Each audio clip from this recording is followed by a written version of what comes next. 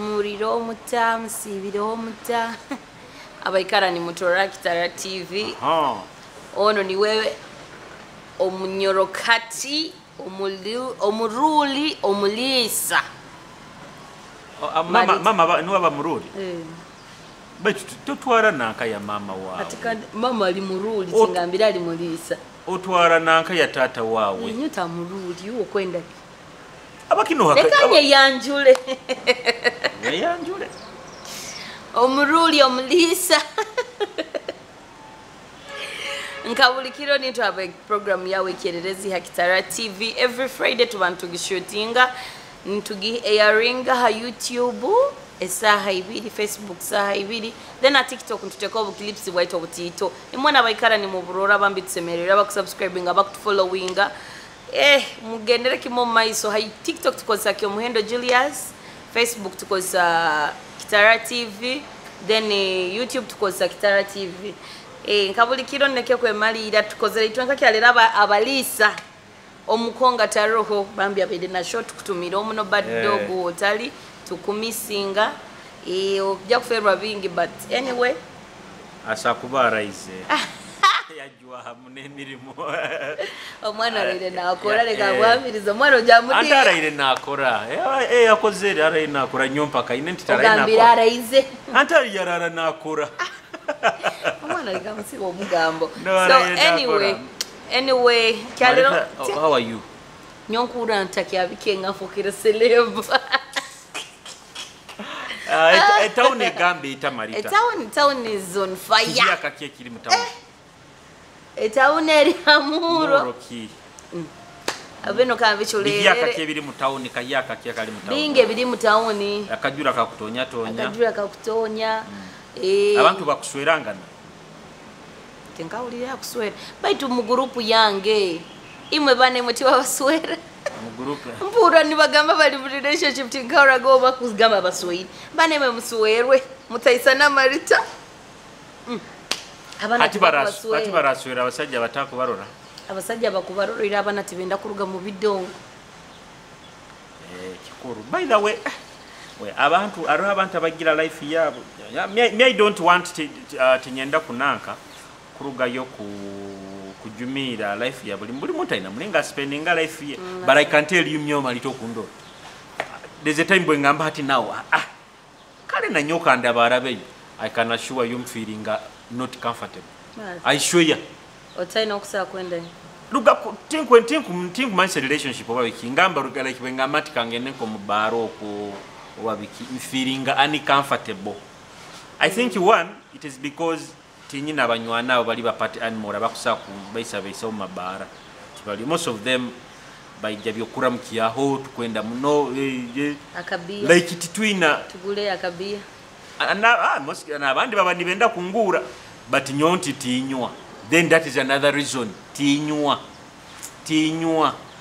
and I understood it abantu abanyumirwa mugambe marita okakumurolero gumo no so reason and I think it is tinywa ngakenga abantu ababa mukoma barabara ko ikisibisinga basinga kunyumirwa banyuiremu amazima bagabazi nkura nyenda kuswera ojja kuswerwa man ati engeri nkura nyenda kuswerwa nkona kuswerwa nko omwezi miezi ebiri myaka nkwende bya serious yati nkona kukara no musenda ali nyo amazima bagabaza nyo bati banyire the way how I like living my life nyo eti nyenda bintu bya commitment tinkwena nkudupengu nja kuba committed I love my job more than anything yes you get so obungamba commitment nkusana gamba like omanya when you commit to something there are things that you have to give up you get and people don't understand that you cannot say that you're in a relationship yet you still have something that you're clinging on kirikikule meido no gama you're settled ebidongo bikafoka sister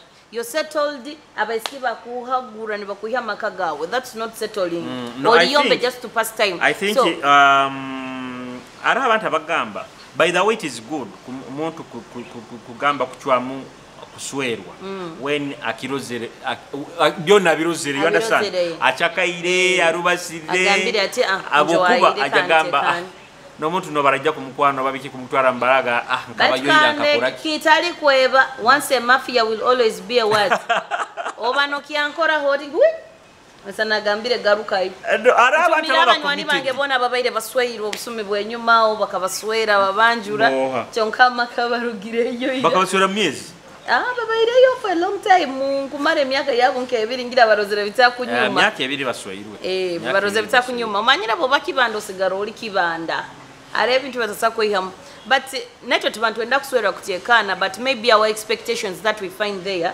don't match Marita nekintu ekindi kakikugambire kino kandi ukakibazaho the challenge yimu kutunga is the surrounding babante bona babetoroyi abantu bemurubata nabo and you know you're married ohimbira abanywanyi babono balesere mukathe no your default so boba kwana agenda kuchakare okusigara mukokwika kaino gamba kusigara mukankufali no gamba abamanaka bagenzere so you people if you have decided to set abantu abamu boina kweyamba omezi bwawo tikulingo banobere tikulingo tokyabenda but you just give yourself time no gamba now I've decided this is what I want no ikara no tekana nyowe nkugambira nkabaho mu relationship yokutekana eri serious myaka enga okwenda oba miezi enga olimbega also when I decided to settle I had to give away my phone my lines abantu ezibayikarani bakoraki nibateza abantu bamanyire obobo manyiro soiro omusiki ali celeb bikebya ebintu mukubaza no gamba banyenda to settling it's okay to having our time as a person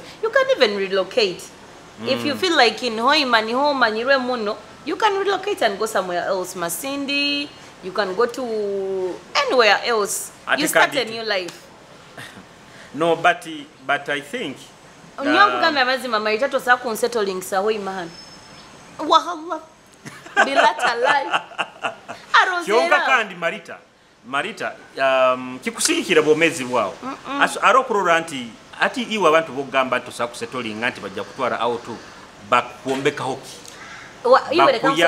there is what we call a unity even though someone is not adding anything about you ali muntu wawe murugire hara nawe rugahale ekyo no butuba turugire hara when you're not adding anything to me marita tikikunyamba no nyongira and ara abantu abakusinga abanywanyi betwina bali ba users Julius na konata kujja gendo mugulire mu bara Julius soko bato wesazira umupira kya lero rugamulebyo nyumba navyo iwe there is something I want to tell you Julius nyonyi nabana batwatankire nabo haso kandi nyondi kubi muno bo bali kurungi okikenga abana abo twabona hama okinubi bokufuna orukumbi no lyaka chapati ke bitano musana rubage no kali ya rubage bitane so those people I cannot send them no baba banywani bawe bakababo kandi bali kurungi kunkira right now I'm better than some oba bandi bakunkiraho oba bandi nkubakwata mukono it doesn't mean that because I feel like I have to do away with them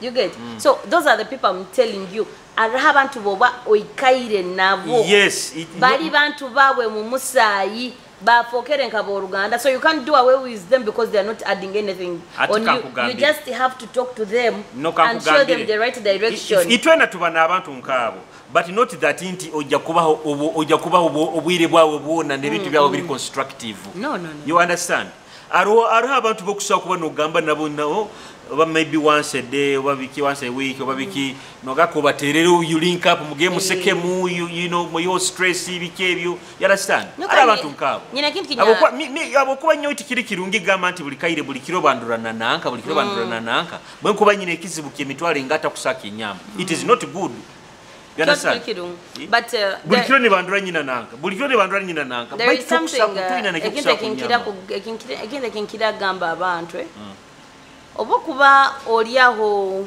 oinembeera yokuraba muko omuntu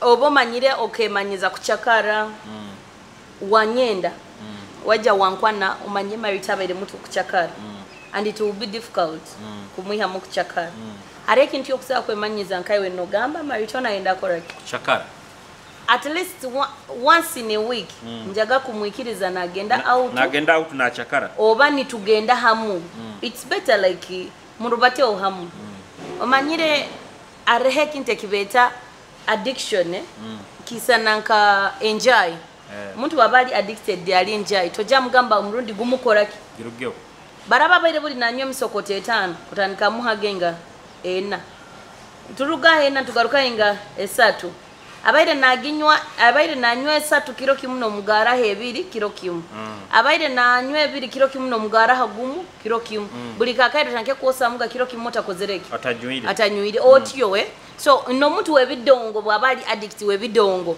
toja mugamba lekera okoraki at least if she was going there daily tandikisa na 2 days a week 2 days a week mujagaruka 1 day a week 1 day a week tandika after 1 week okikenga wamayo no actually nekikubanza kigina kuba mu minds zawe ugambe nti nawe enough is enough kinchaka ile kikumara okiteke mutima gwawo kikirize ugambe nti ati no kikumara kankole kikansettling mutima gwawo yes she's allowed to go out once in a while going out that is iyo marito kimanyira ara abantu atinka hoyi mahanu buli baregire ekiro na makiro kino kienu kiro kino kienu byona nabigenda mande twagihereza batala aleka kubaza na mabara gabatakusasuire batu timanyire hoyi mahanu kiro kino kibakiye baleni kiro kino kiye baleni danjo abakino oranga batatwaire sente bajja kutuhogo David njamuterera kasimu Wednesday twagiha Milano Thursday twagiha iwe gumikiriza Wednesday gira nankeno ono mukamwa mabaraga manyire niyo mukamwa mabara Wednesday twagihereza Milano dani nkuija mwaweza karangu Thursday twagiha Arrows kyalero niho tuli pozi it's okay then kyakatano twagihereza nayo Milano kyamukaga twagihereza tutandikira hana Arrows netusirimuka ha Milano then kyasabiti kiba kya Arrows na Cuts but you see so you have to be updated no but Obw'omezi anyoto za kungama nyo marita nkugambira so omwe byebiro aromuntu ekiro kiba nikimukolera nagamanyo obunyageze kuno niho akozereki hankolera arabagenda hona arabagenda arika nyowe muiki I can party like twice manyire ebiro byange binkira kwenda quiz night ya kiakana Arrows then in Sundays or sometimes Tuesday had me understood into Obw'omezi it is beyond that actually nyowe now okimanyire nyo Obw'omezi bwange kira kigenda kuguruba sanyenka there's a time obumbanko mwange nyimba yo nyenka utana kyokora achamani nimba computer yange kusara clips zibarora nebyokora nyakiromba nimba editinga bikini ndugo ningenda TV mbese data zimaragarugaho wademaine ntaina kyokora so ni atikani ni aro sometimes bumba nyino omuntu omunjo mwange nindora kandi ndi bored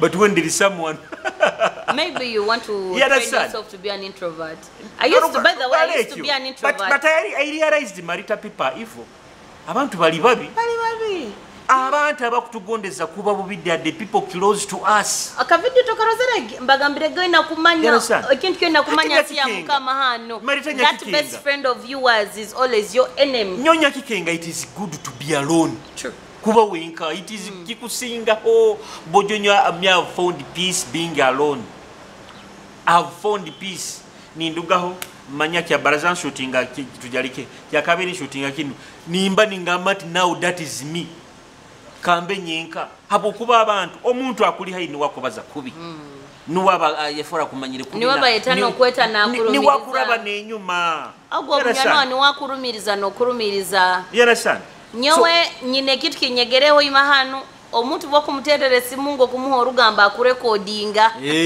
abana bakurekodinga abanywani banyu akavideo kasatulatingire go musikia yefora munywani woli na mubaza kubi abanywani banyu bakusinga niba bakusinga orugambo so nyowe tingaruka kora orugambo kandi kino nkibagambira orugambo runkora zingwire saa mukaga abatakyali ninyo so hati no sanga I think asigaza abantu abali part of my family akusigikira habe tukora. For example, I think Marita became part of my family because of Kitara TV shows tukora. Bad Dog has been a friend for me. Kurugeira bya shows biki ba Figo West. You understand? Became your family. Yes, but no sangati oina abantu abandi bakuteraniza because of what you do with them. You understand? Oja kusangira Marita conversation zete zikusinga ziri za show. You understand? Kuba beyond that bibabiri na WhatsApp yetu tetamu bintu tubaza nabira you understand business Julius kyalo tukora kyalo tujja kubaza by the way you sometimes you should understand that people nyonyi na chats zange zinkilipinga haigure manyire zino WhatsApp zino buzikaija message zazo ziri important business. Then aroho nyonku olekya WhatsApp yange nyina messages nkabibiri oba bisatu that those are not answered because are all high and I know your high is not going to add anything so I just ignore it tikulinti ngo mububi baitu manyire sometimes bijakuba byorugambo kandi mbaza muno hati kubyehara njagiro raburora obanko senkira ka emoji so hati nyoni ko kurolera anti mpunirwa muna abantu ababani bagamba atinka nyowe nti bamanyire mada but nyowe kiti oyiroho omuntu akusora gamba amanyire kiriyaho of which nawe tikuli gamba nti deep niwe nka mama wabana bana because nkabaho now for some time oga sagamba kozereki but hati no byakuba tokurura nti I'm a manager of Figo West for years very many years I never atamanyira about me bingi muno bingi muno hata abantu basakura tugeze nka Figo bana bamuno mabara hati now they think that is me. But even Figo is not a fan of bars. And I'm giving an example. So they think because I'm close to him, that is me. And yet, ekituteraniza now it is business. Era when you see me with Figo, kimanya either there is a show we are dealing on, we are going for a show, or there is a song we want to release, or we are going in a studio. By the way, there's nothing beyond that. I don't agree with that term of birds of same feathers flock together. Because I think I have a different personality with the people that I move with. You get? Ati omuntu akujajinga because of the people you're moving with. Matandika gamba boka group kabkona batahabati. Soko manyo omuntu before you judge that person. And I would not explain myself to people that don't want to know. Tinyina nabwire bwokwe kunyumya ekintu okietegereze. If you want to understand me, you will understand. You see, Marita, some of us we are past the level of kwebaza kwesoburaho. You understand? Hati nyuwaroho nyo sometimes arobo mbanka hand. Tunaga bai tutingo kujulia sichumen. Tinyenda no kwebaza unti ni nyona so and so. I'm so and so. Ola kwene kengiro kali. You understand? So ati kisana ko bumpuro onambalizo kinu onampandikiro kinu obana nyo and people think I will come up nyebazeho nyesoboleho bayaliki. There is an incident omusaijo makancha wawe bigambo byawulire nibambazawo. By the way, you guy, I even pity your life because if you're serious with someone you can never leave someone because of the words you've heard. If I told you here something about the person you're interested in or you're intruding with nyeta ngamba Marita mpulira kina kini, is it true? Because if you don't ask, of course ojagenda na doubts zawe ohulire kigambo to is clarifying the reason that you've stopped communication talking to me, that means you're by the user or by the red flag nambe. If you want someone, you always give that person an ear and listen to that person's side. Baiti wabokuba hulire okutekereza omanyire muno ogenzere nebyo correct nebyo kweli. Julius omuntu okusa kumuleka bokuba hulire kigambo ne babaza kino. No. Sometimes the public can become a problem. Akomkazi wokwenda bakuba ina bad reputation around town nawe inengeri ku affectingam. Okay.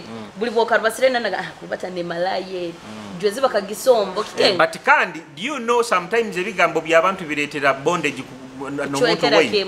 Noruga kuchweka Marita nyowe haroho muisiki yamukwanaga bamugambire Julius akafasirimu agira sirimu taisira bana town hano wo of course ebigambo tukabimanyira yamugamba bakagamba ngira sirimu nyamuhimba nyamutwara muirwa twayekebera bitali na binu buno butesiki twagenda musayigwa laboratory bagutwihawo bayanyihawo gwange bankebera yasanga ndi muomezi kandi nawe ebigambe ebyo ebibamugambaga bikamuletira kunyenda muno asangira totally different.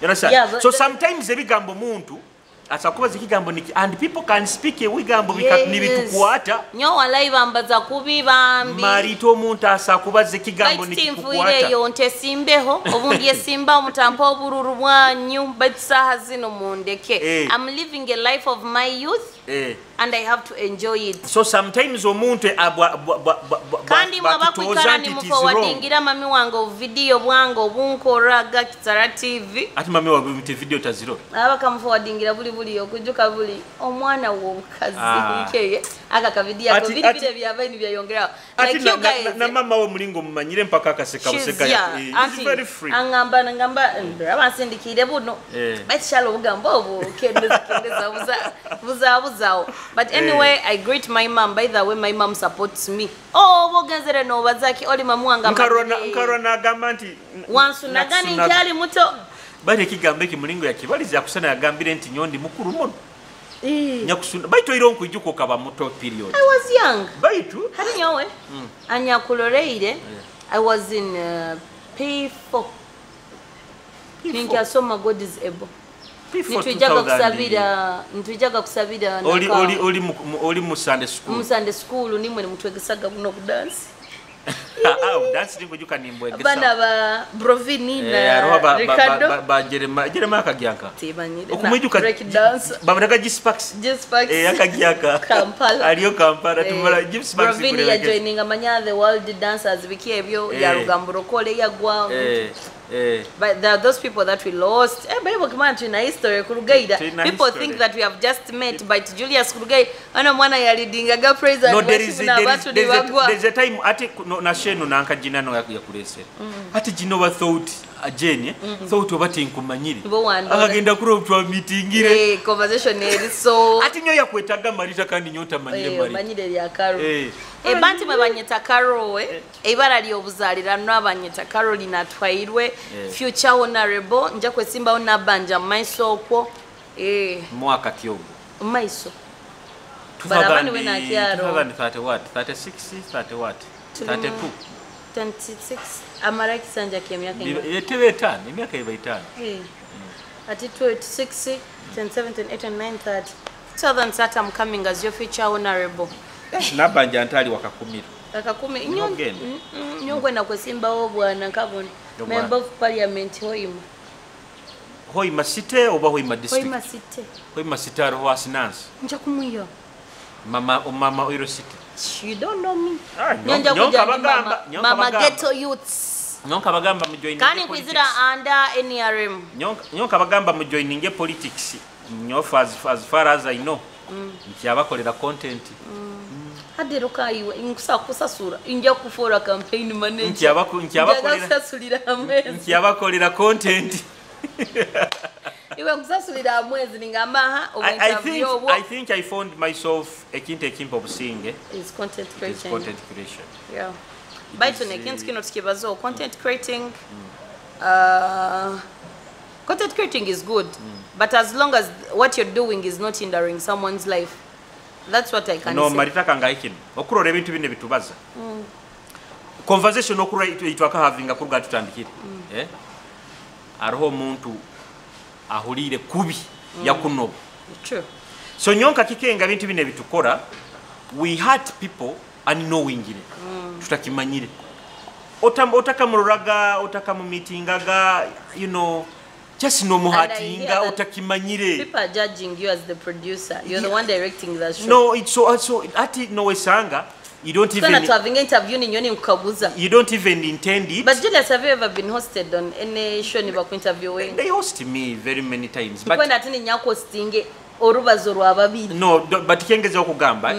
So sometimes you don't intend it. The content that you do until you'll hurt someone. Ati wesanga any other day or the other amuntu okozere omuhatingire definitely because by our program, we are always different. We always have different feelings and emotions.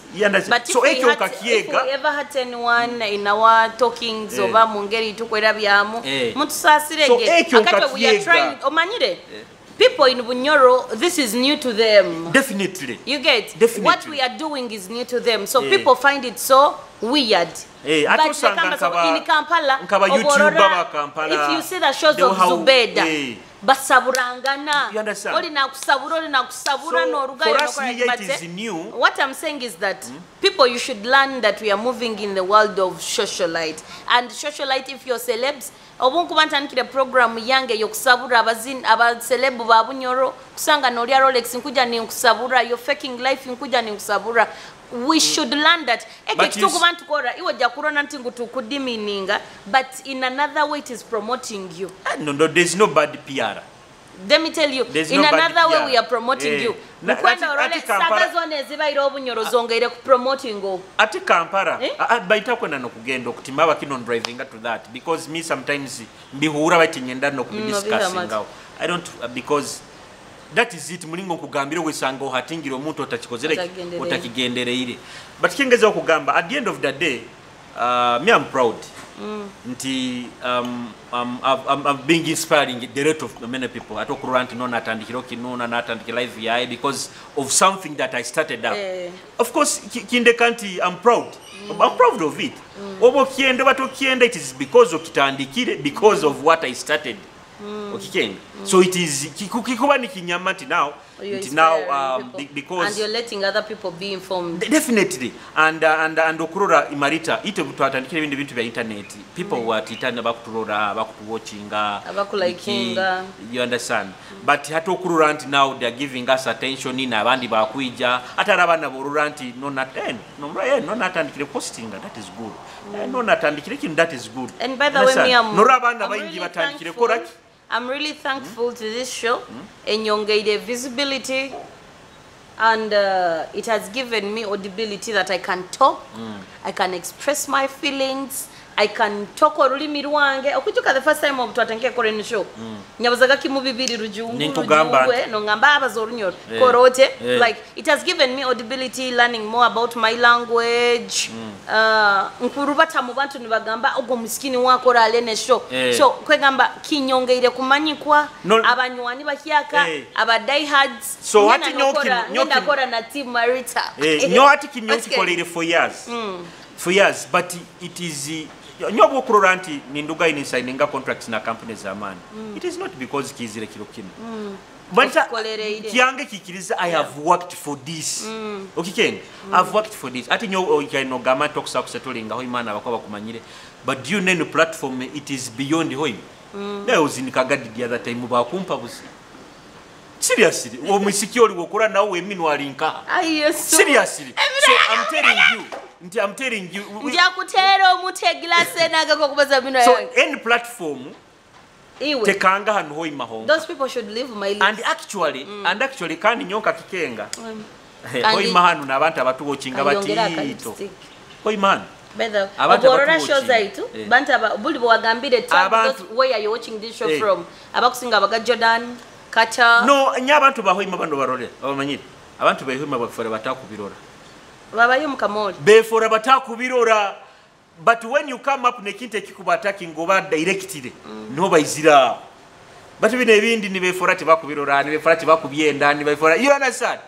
Yeah, so our nyowenka kenga audience yaite kusinga it is not even in Hoima town han.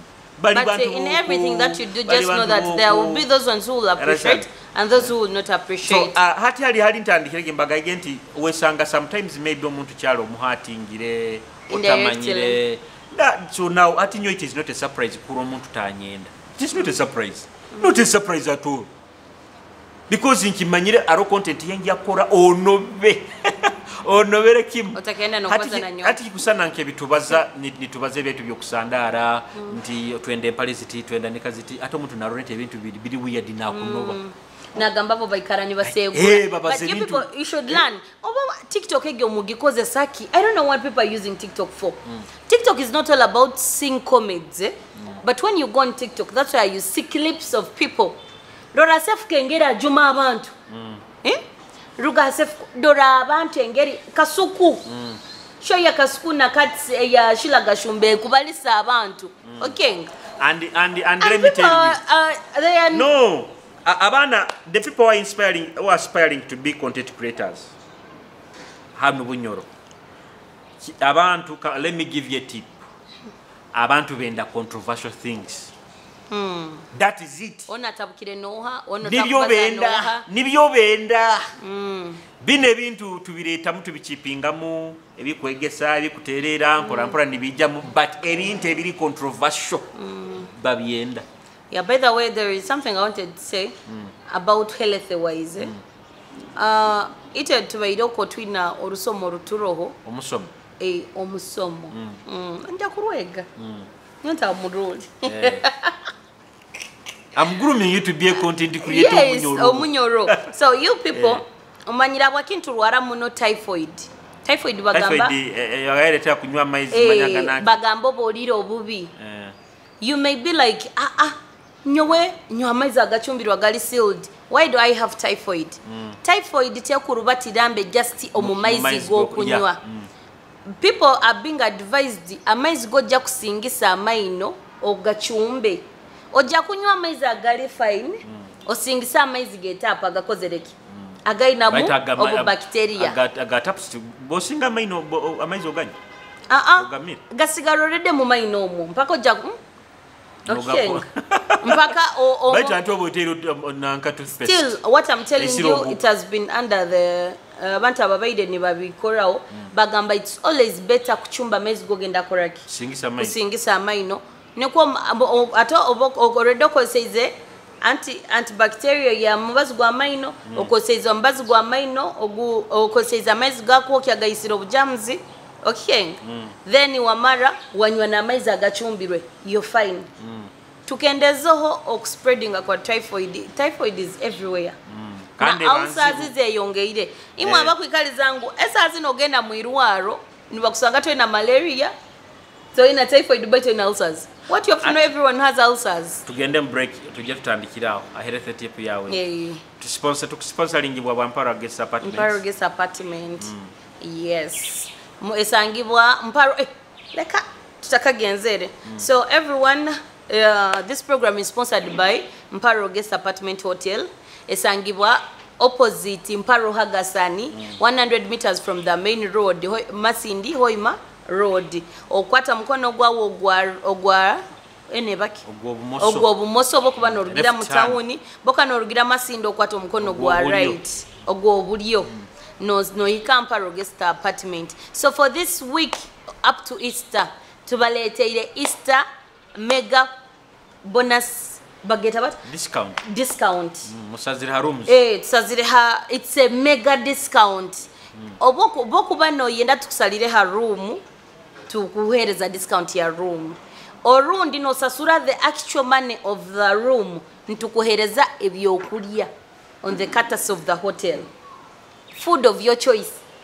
Boku bano yende nkoko mucheri kibyo na a la carte yon of your choice, you will be served. So guys, istenu ekusange Mparo Guest Apartment Hotel. Enjoy yourself. Lete kiana kiawe omwena muliye bunyumirwe. Nkwenda nakushima Hoima Resort Hotel ntekanze niyo tugikoleire wale ku hostinga kiro kino kali katugenda mukumura tugaruke.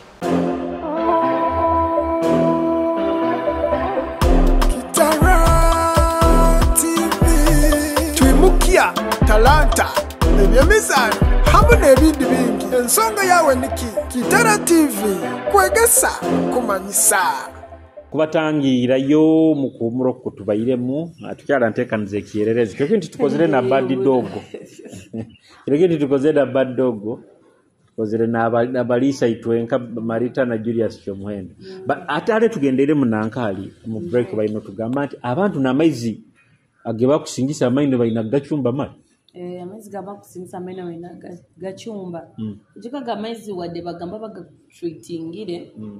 You need also to be so life cautious. Kusanga no nyamaizi gali sealed but you're using dirty water. Maizi gumutanka atinga taba mtu kupangisa amaju gaina tanka. Maizi ngaja mkitanka omwalimu obusi bugauka. Hai bitanke biba bichafu. Yeah, so you need to be so careful. Chumba amaizi ago abana mutatekezo obubi bumu kulya buli buno bwaki abantu bano. But you're eating mukunywa amaizi agali date, mukusingisa amaizi gali date. So you should be so life cautious. Baita akintu ekinzoire by the way. Abantu bagenze ni badibya national water. Abantu abakusinga kimaye bakwerimira amaziba gabo. Abantu bakwerimira amaziba gabo. Onikyo bakurera typhoid. Amaizi agaya mukina kuli ebinebe bame bikere. Rubebikere. Ene kikere kisakugwaye definitely. Baita ara itanka ngambo bazirima. Bazisweka kurungi. Bazisweka kurungi. Ntumira omunywani wange sekata ali omu haba plumbers abakulima muna nanka maziba hano. By the way kuba ina noitaga kukulimira iziba kurungi toza sekata. Akora kurungi sekata ari omusigazi yakoraga nanka ha HB ali senior plumber wawe hati yatandika kwekozesa. So abantu kenzoire oiro someone told me nti ne bobo olimire nanka olimire nobo olimire iziba mpaka ketaga nka kampuni zine za amane nkanywe mpara apartments mpaka betaga national water mpaka obe na tapu ogisasule ogaka sente ogasasule ogaka sente. So but most of the people around the town have seen them berimira maziba gabo. Kwikara no spending sente za amaizi. Sente za amaizi ziba nyingi. Biru ya amaizi ziba sente nyingi muno. Yeah. So now tuli aho twaika tubaire ntubaza ha mega blast ya Mparo apartment hotel. Kuletile mega bonus blast. Mega bonus blast ekwijeti. If you want a discount on rooms, we give you just breakfast in the morning. But bokusasula the actual amount of the room. Okufuna emere per person. Mukwa mwize muri babiri, you get food a la carte of your choice. Nosaba a la carte yokwetaga ntikueleze emere mujje mu experiencing what we call the best. Tubaire mu break out tubaza tugamba business ya Airbnb ekora. Borabo ina sente abakutu watching program mu different countries mayaba mubaho hano muturora. Kama ni invest hano hoima mu Airbnb abo kuba business mpyaka kando gima. Of course ina gima marketing. Abo kuba business mpyaka hano hoima kandi abantu hoima hano aero projects nyingi muno munabaza abantu bakujja kukora. And they don't want to rent. Kugula ebintu and they don't want to be in hotels aba it is too expensive. Okay. So wasara ogumuna nagamba kasasura Airbnb byo mwezi gwaye. And na kampuni ndizo sente zekuba kampuni zikuba amasente. And now watu kurwa Kimparo has those rooms. We have fully furnished rooms. Omuntu ajambe nengoye zayi. TV room, internet, manyantebe, buli kimu kiona okuleta just engoyi zawo zonka and abantu obuntu obo bukubakolera. People are making money out of that. Ijuke kandi twekyapa kya tukateka kule atibu abana tamwana tekereza in apartments alibokube kyapa tikiro na kosenu gate ya hano atibu atahamo amanya kapangisa hano bwaika murumu nagamba cyana kyange kakine ebintu birungi tamanya lija kumutolezaho yafurugireira ataka murumu uneyonda kasanga byona nibisa nebi. Kandi our rooms, by the way, our rooms have two bedrooms, the master bedroom and another room. Zinamu bathroom, toilets, kitchen, everything is inside. You know what we call a fully furnished house? Furnished. Or furnished. But ina mlingo kieta mekijambe. Number furnished. Furnished. Furnished. Atari. Omuntu gwona ugezere gwaunga fully furnished. Ora rujungu rwananka rwabuikia. Oina kantu kwabalizo wakora Islamic waga Arabic nabiki antu batokiki. Enkakali does not mean hard.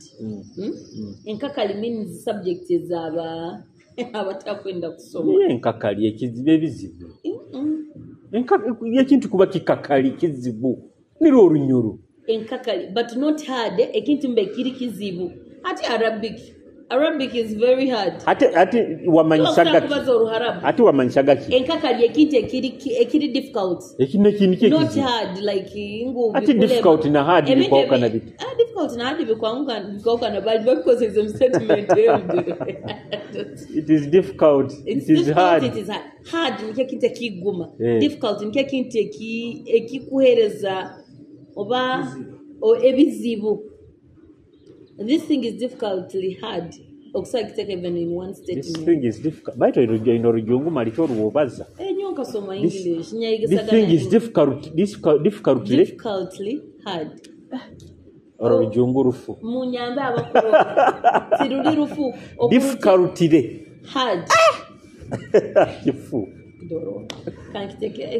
Statement info. Ekigambo difficult, it is right. But you cannot say it is difficulty. Don't you know difficultly is a word? Don't you know that is a word? Ati, comment with the right word to Gambire whether this is right. It is difficultly is the right word. Ekigambo malitobo bimanyire but use them wrongly. No. Kikusana nkabuli. Atumala talinda na comments z'abantu. Kikusana nabuli. I'm recording. Kikusana nabuli obwagambire trauma. Trauma, nkagamba trauma. These people are causing Nekigambo tikiri trauma. It is trauma. Kiba trauma. That one is trauma. Trauma. Yes, it's called trauma, not trauma. Take out nanka. It's my phone. Because no, they can't search in the pronunciation yekigambe. Yes, it is trauma. Trauma. Yes, I once suffered from trauma. Neruga mobata was like you can even get social anxiety for nothing because of trauma. Tikiri trauma. Kibakit? Trauma. You keep pronouncing it because you're feeling there is a silent you. No, kwenda kuteko Google a pronunciation. Yes. It is trauma. It has a silent you inside it. Hati wajja kutandika gamba gogolo abako kuura munankeno. Teba silent you. That is a silent you. Kiri ko one gamba truth. It has a silent. Nkwenda arona nkereba pronunciation hananka. Silent T. Iwo okwana nake kwa gasoro jo. Kwenda nanke eri pronunciation. Hati we restore uri kutanika gamba uri kweta restaurant. Iba restaurant of course. Niko bageta restaurant. I did English my dear. It's a restaurant. Atuka kora English nyonga kora literature byona mpaka na university. Mpaka na university kora English. No primary nyangasaga English in primary. I took it even to campus. Me also did the English. I also did the literature. I beg. Mbanyenda kutoza nanka. Trauma. It's trauma. Like nanka voice nanka. Ekibaze mu voice. Yeta Siri ekize my phone is off. Mbanyenda talk ngini talk. Kata kurura nanka. Toke mbuzire. Genda go voice. Oteke me. Mali.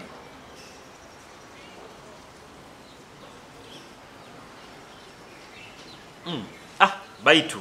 Ekigambo kesire what? Trauma. That's how it is. It's never trauma. Bino bijja kuntwara haraira.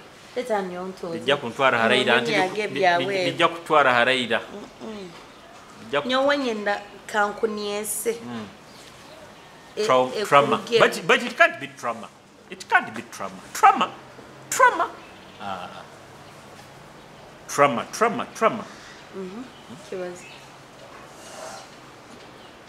Mbanyenderi yokutypinga mu kibaza. Kibaza. Trauma okiraija. Trauma. Opening Wikipedia. Kirinko.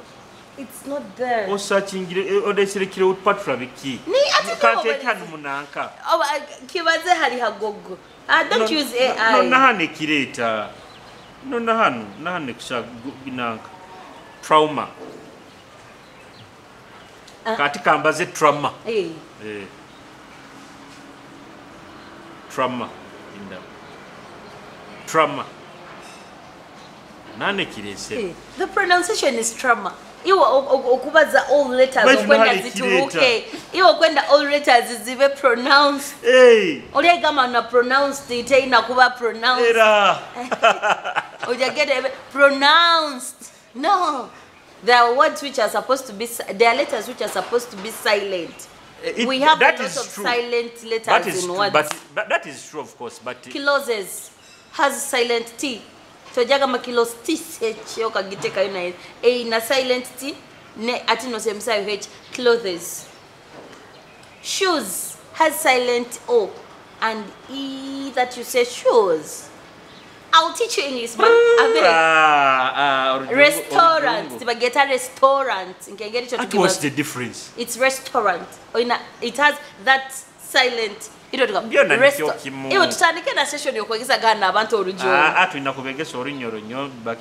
don't say weekly.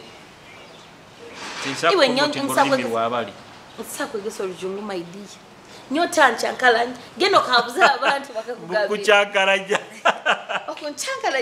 it comes to that. You didn't understand it. It's trauma. If I was making a mistake, I wouldn't keep repeating it. Trauma. Yes. That's why I was repeating it because I knew I was saying the right thing. Trauma. It's trauma. Yes. Hey. Even when you're telling someone you have trauma, he understands it. You cannot say, I have trauma. No. Trauma. No. It's trauma. Of course, to pronounce this thing, about to ogitira muri trauma. Just a kiva zote. It's trauma. Like I have trauma. People giving me trauma, and they can even cause. People give me trauma, and they bring me social anxiety.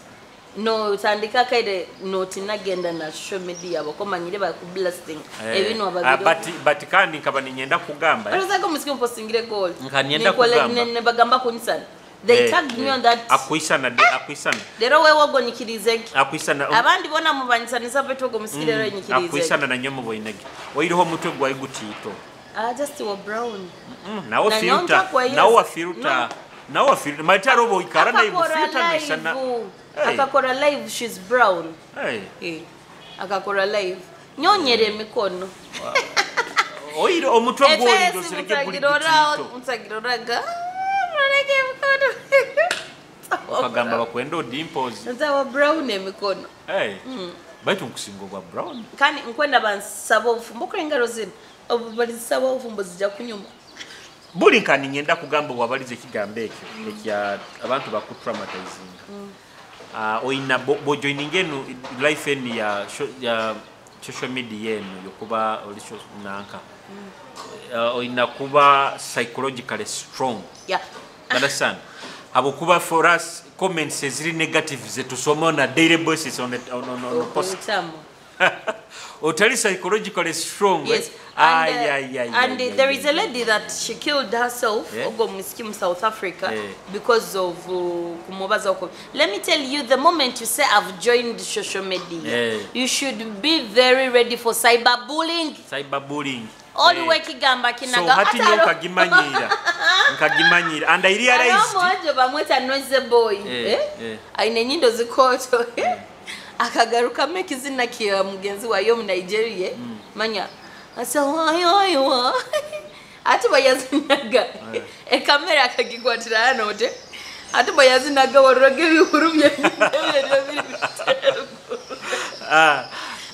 mwana kiba mungozera TikTok ao yakwataka video kandi nabo kamera kikwatira no that but atosa kusanga niyo content ya is intending it. It's not this good. I begin na kungana na gamba. Nigeria. I beg. Now what do you want me to do? That is his content. He's intending it. This is how God created me. You want me to go and shave off my nose? There is this guy bamweta Fahad mu Nigeria obokora any mistake wagigarukam ati we yagenda yafunaka filter kevinyindo but that makes him unique kanda atunzire muno ogo Fahad because of ogo nanka ogo wenyindo because for him it is natural. That guy it is like I'm not laughing at you but seriously no, it is like teng. you know tenge kikura kiyaye people even started mimicking him ndi bakora no bukatuni bakora na filter iyo mutwe gwai you understand so sometimes people give us ruhanga to creating atu when very special creating very special now ati ohakira sazi no tenge sene you understand kana katobe tukabili TikTok wa mani na Uganda so ati alikembage ni kugamba people come with their stress na nyosa ngebe no bino nibye bijja kuntembye nnyo definitely akusabire ruhanga kwata muzika ruhanga omwana onu ebino byaye mutembye eminwa yaye mutembye ennyonyi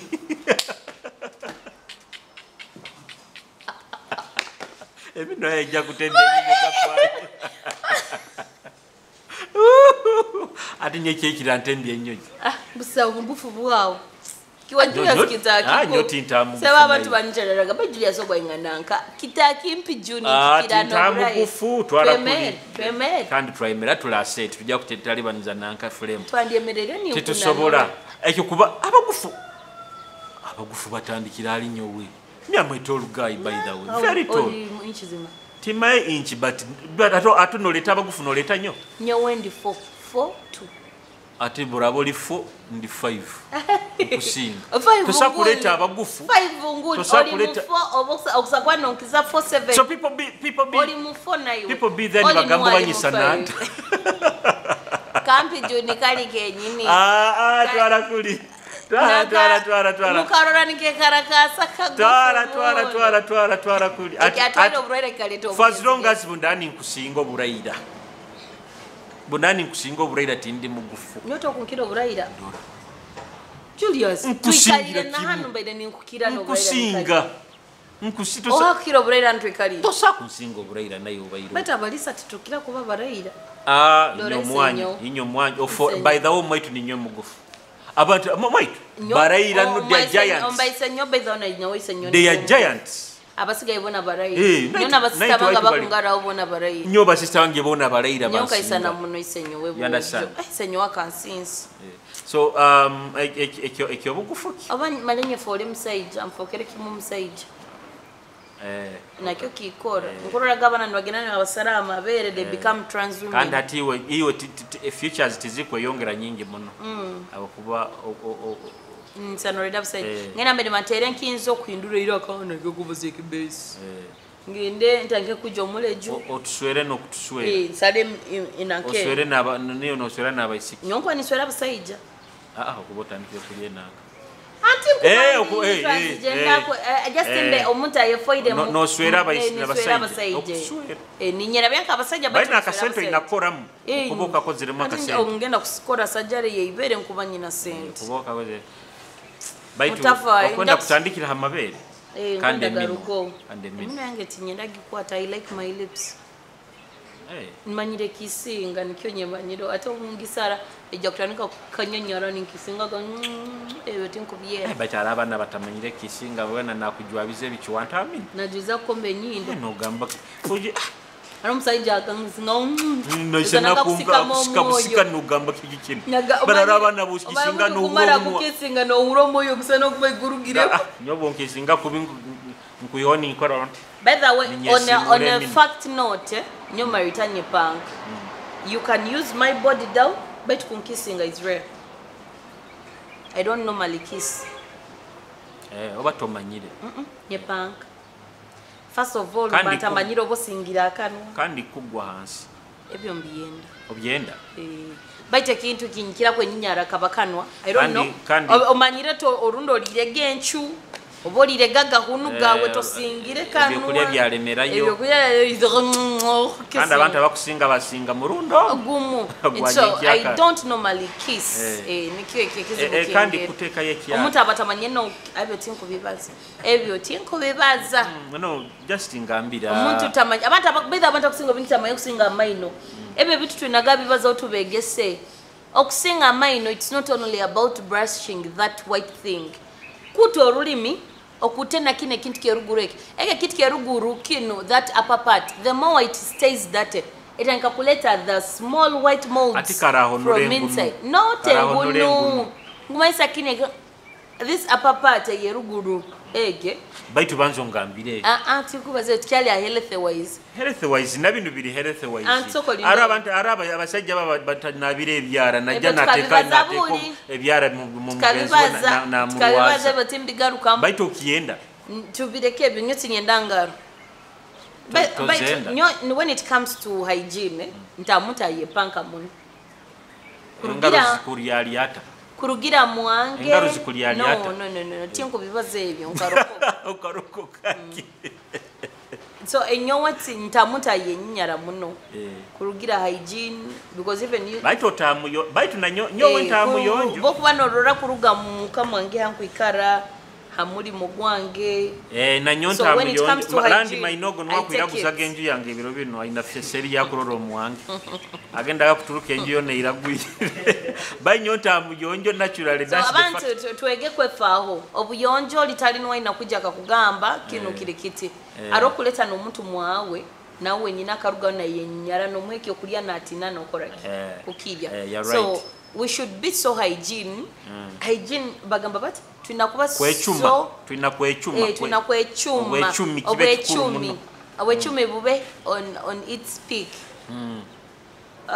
starting from your knees, starting from your body, the odor coming out of you tukabantu ekisana abana bo whisky engero ina ku preventing amaka sukabi kuruga hansi shila gashumba gambiro kusana okunabaga yogurt yoga empule gina gamba kunaba yogurt aro yogurt au manyate ina mo binakabikebyo but hano hoima do we have abana bakora body waxing bara twinasara akora body waxing aina site ya yemagenda nakakono bitabata kinubyo kazi agepa mafuta ananka mafuta gagaba yombekera agananka ganev oba hano no kinubyo katandi okurora no isanata kwato kampalot kontiki otakakire kontiki opposite na ugawa opposite na are church erao church ya bakatoliki kinubi kinubi town church ejo teri ya bakatoliki eri bageta buicha COU Church of Uganda aroha opposite amasanyarazi aroha irwa rubalieta kemanya bikwatire nkaha omundo muniho yateire site ya ear waxing she does facial screening no genana kurora skin yawe ekwetaga bigitaki tuleke kumara gesige bigita utakamanyire skin yawe kwetaga bigitaki so Sarah handles that akora na body waxing nyo body waxing ni enkuru abana bo bukaza abaine byo yamaguru abana bo bisiki ekigambe kyo kanga abana bo bisika abaine byo yabya maguru baba saija she does all that waxing because do you know me realized dinti sango mwana bukazi we no kuguru kuona kuijuire do you know me realized dinti okunaba kuno kuli nomo in most cases titwera by the way yange kikirize by the way people you should know this scrub teba ya face yonk you can do this mukaki okuba na scrub scrubbing face yonka bokuba nogenda kunaba first scrub the whole body hakya kurora abantu abagenda musauna baba na skin kwa ukanaza because anaba maize gakwokya nagakana scrubbing be at your home boil your water gendo we scrubbing omubiri gwona we scrubbing emuntu wawa hone kutezo zihem then ofune bathing shower gel zitiba kuzisera zisankira like in 20s 15 shower gel zikande mazikantama baitu kangambire kintu guravena dekangambire kintu it's very abantu kine kintu kitukubazawo they may think we are lying okunaba kuno kuli no monyo amazima genyini titwera that is why nyobusume bokusinga halina abira ni mpulira nti nyezere nkawuro mubiri gwange guli fine nyenzire musauna steam nka body scrubbing mubiri gwange gwona bikiki mukigaruke okujjaga kono mukikake okujjaga kono I think I should even try body waxing ebintu ebya ebintu sometimes betasa kunankira wenka so when I have a section of body waxing I think I can start kunkolera even abasajja bakusara emirejo omusajja kusara omulejo karuga mu saloon after your cutting you must have your wax at home you put obuntu obwo basaziro obwe obutekera ka body wax then omalo okoleki osike kaihamu bulo busoko obuba ojuka mule jogo guba mugwino obuntu omu abo obuntu oburugamwe your skin becomes smooth then no matter take out a chef ogena noteko omwana itama bamazire kusara isoke eitama nili mukarabura nyowa mazima nyowa mazima rurwe maraka swimming agenzireho for steam and sauna mubiri gwange important akyayeho hati then we manyiza scrubbing ila muka do you scrub ati muka sometimes obambya rushing ibiki like no kwekuta kandi na mazima you don't need to scrub daily kandi na mazima nebye likambagaine kinarikambaine na tipo end nabi nebyangwe bindi byekijungu bino tibikutukuta ko aroho buno buno bubaresere nabi nebinyoro bikuta baitu bakatuletera bino obo gloves obo bukuta omubi baitu bino Sara tusasuleza karango that girl has everything starting from the scrub shower girls manyanyi nenju yange karande nunko rusu she has good very good humidifiers ezomunju nyona nyaro wemanyira halo yalingure nankazange ezomunju enju yawe ikale ne nanka kurungi nekiogero bantu mwabantu batekereza kuteke kunyiriza enju nikyo ate nkaitwa abakosa single rooms ziri self contained obuyonjo bwinakuba haiguru habo kuba to yawe kubira gwire kinuko kikwijanka munju so me you can even want to be in my bathroom than being in my room abo kuba ngeri nyende bathroom yange okwata no by the way aliyo buno shelves bu wall shelves bokugura no kateka munsonde ka shelf ka when kaba yoga no teka sabunu bikibya wewe there's nothing much comfortable for me komuntu nka toilet by the way toilet bweba nyonjo okaikara mutoi kumungi nduka no kulira yo like osana kusomera yakatabu au sometimes ite ugenda that time iboba mutoi wendo having the most comfortable time obo some posts zao kurungi and ata abajungu do you know what they do bakutekera ino butabu bakutekera ni mbapula za mahuli boyzire wankaguzoli nkamba ile ndinka ndi muto ngira omuze nkanyowo banka nkagumanyirizo omwange muko ngenda nesimu nanyowe ninyi karato yanga oninyi karato nanyowe ngenda nesimu so you guys enju yawe obuyonjo butabambe just amubi bube na hokuga kinte kinda kusinga kuba buyonjo ngamba mukaina kuba toyi yes estingirum no yandi bati organize bati omuntu na yam abantu bafamu na sittingirum hanu there is this karoka bani tibuli buno bani wabusam they omanyira akabani ito tukokya Amparo guest house awo akabani ako kaboya kurungi aka kabani kaboya kurungo kusakubota kusobora hizo humidifier ni bazisera bataka kabani tebakasira I don't know buntu benyarozire oba kuchaji na buchajingani kaleta omwika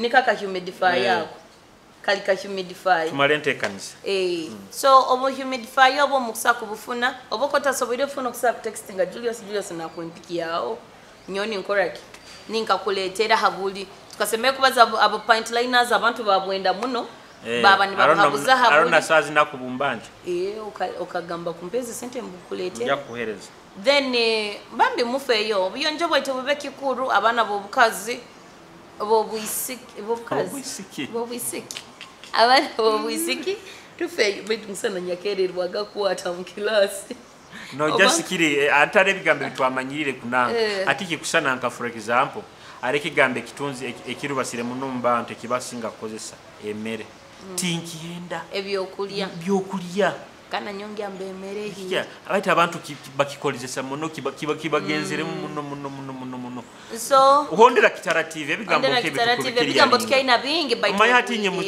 mahati ndugahalekyo mahati mugani muraja sibinu bine ebyaitu bine ebya kalebule bino kuri Kitara TV twina mugurusi agaba Charles asomesa orunyoru video zaita sometimes tumera na zero mwisanisa mutaziboine you understand kana ka video katurangire ebyo biyonjo habakusako bigura plugins tukasinikire mukama wakati sasule sente za kanango kati balire ntekani nkabulikiro ninyowe Marita Kiki MC kanda jakuba MC wawe biro 10 May Hakoloping Gardens show ya Jene chali mujetu wetu muhagire omwana wo mukogwa yambire ku promoting Orunyoro nkengeri Julius akikwasaganisa mani out of will. By the abantu bamusakwa mutekereza Julius afunamu mu bino ebintu.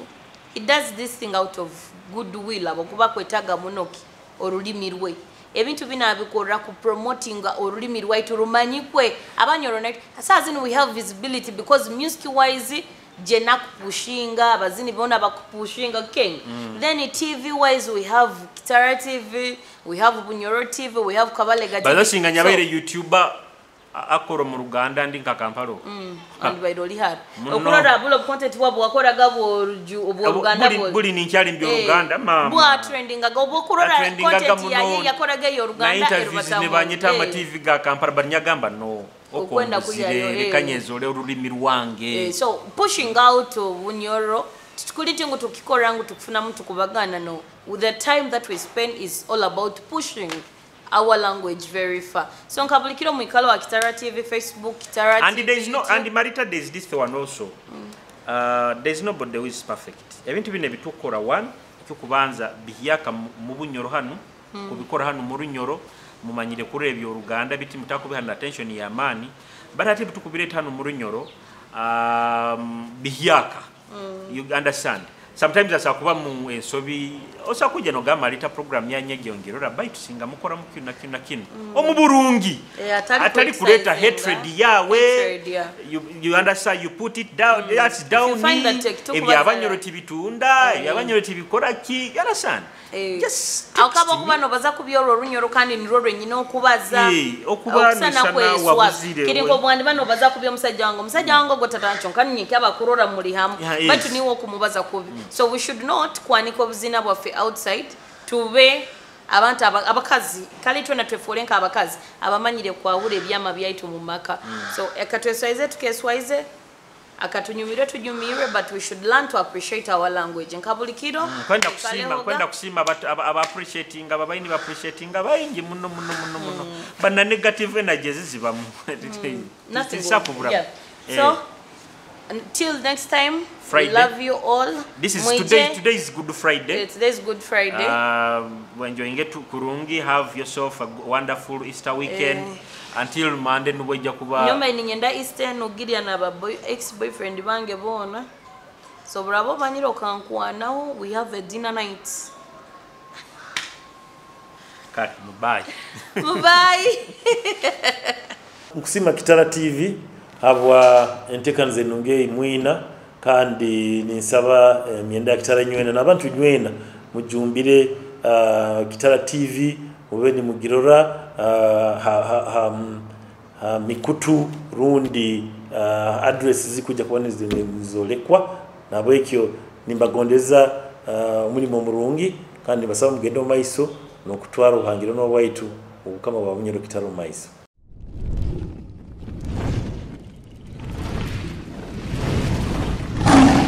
Kitara TV, Kwegesa, Kumanyisa.